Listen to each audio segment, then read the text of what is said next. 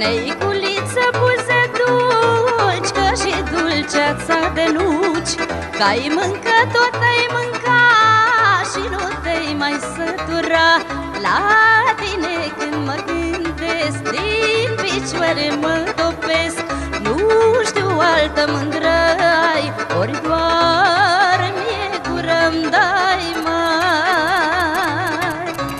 La tine când mă gândesc, din picioare mă topesc.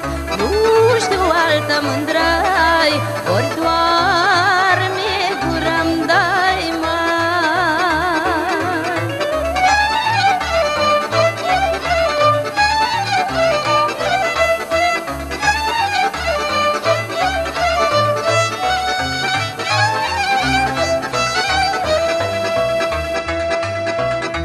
Neicuță, dușmani ar vrea să ne strice dragostea.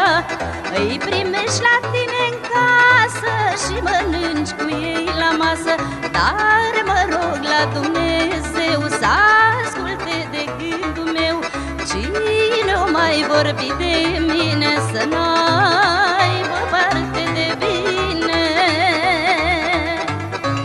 Dar mă rog la Dumnezeu să asculte de gândul meu.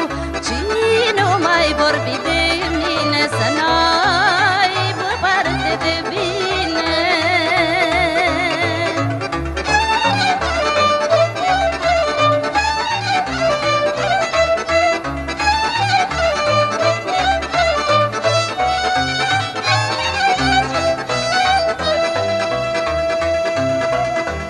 Dacă ne-o vorbi băiat, să rămână nesurat.